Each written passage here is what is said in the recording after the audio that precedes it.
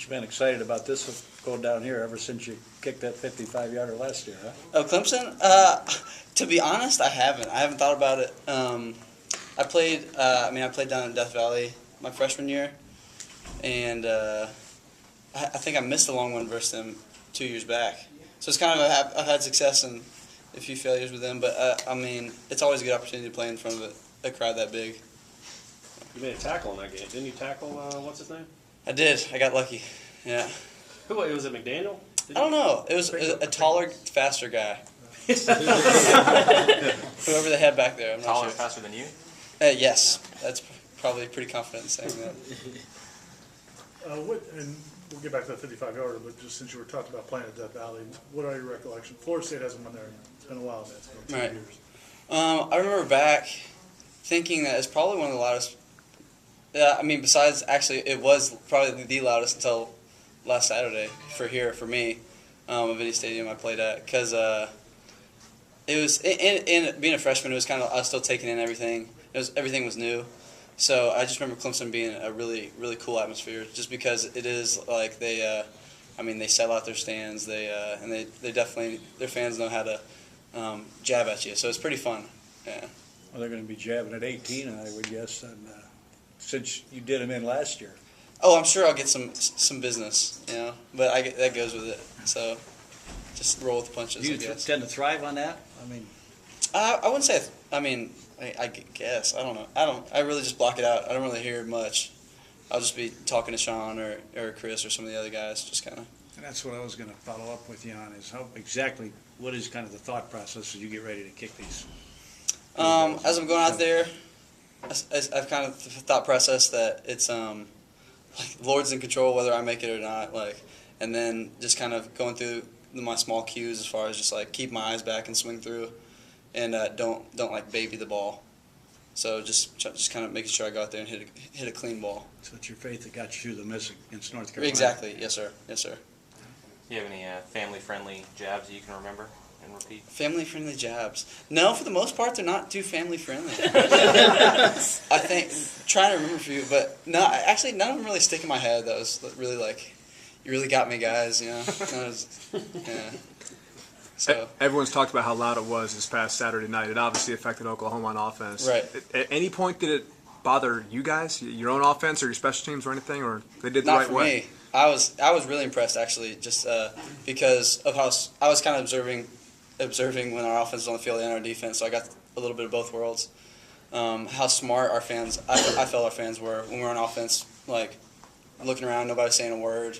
It was pretty quiet, and then all of a sudden when our defense stepped on the field, they went wild. So I was really impressed on how intelligent our fans handled the whole situation.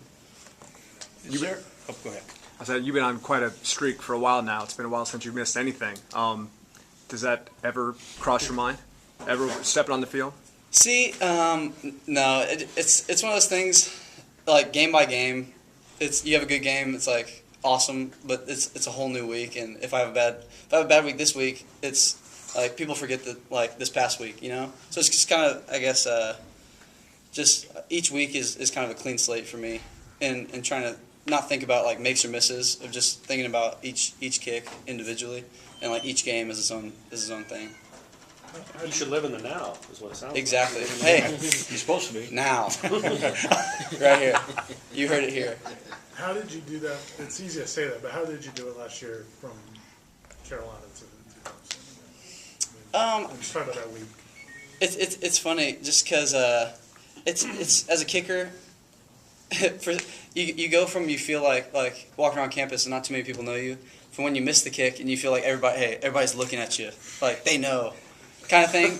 It's like, let the campus down, like that guy knows, kind of thing. And then but what got me through is I'd definitely say just my faith in the Lord, just knowing that that's I'm not defined by my football or my performance per se, just my relationship with Christ, and knowing that just there's so much more to us as individuals on the team than just how we do on the field. Even though that's why we came to school here to get an education and to perform, because or else that we wouldn't be on scholarship.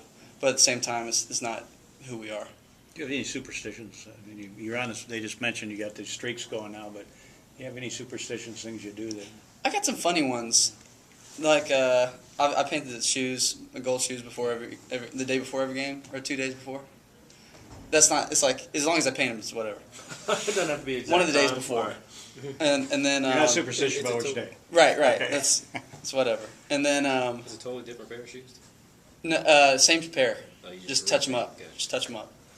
Same And pair since how long this? How long? just 3 years? 2 days. Okay. 2 days. Yep. Change them every year. And then my pads, it's if they have like whichever one looks nicer, I'll put that on my right leg. But it's like it's not. It's one of those things like okay, the thigh pad has like a crease down the middle, kind of, and whichever crease I feel like is like the sharpest, like I don't know, most raised, I'll put that on the right leg. But I have a feeling How'd that come about? I don't know. It's one of those things. As long as like I'll just look at them real quick, and as long as like I'm like, oh, that's the sharpest, and put it on there, or that's the yeah. Never mind. It's not. And Yeah. why would you change? Yeah, it's like I'm not. It's not one of those important things, but it's just a funny thing I do before a game. Like, oh, that one looks nicer. You put it on my right leg. You were talking about your faith. What about, where do you get a little bit of that in real life? I mean, in terms of not talking about prayer in your spiritual life, but any particular person or folks or friend that you go to when you're... Actually, I've been so blessed when I came here, just because of who I got plugged in with. Obviously, first we got Clint Purvis, team chaplain, who's always there for prayer, just guidance when you need him. Pastor Reggie, he's a pastor. He works with FCA around campus, and he's discipling right now, and he's just a real encouragement to my faith, and I'm sure a lot of other athletes. And then we have a lot of other athletes and student body who are just member of organizations as like just FCA, or there's a group called 925 on campus, and those are both athletic ministries. And then we got like Baptist campus ministries and Catholic student organizations and different things. So the body of Christ on campus is I feel like is really moving, and is stronger than I feel like a lot of people realize, just because of Florida State's like known for their like party scene and clubbing and different things like that. But I feel like that like the spiritual life on campus is thriving as well.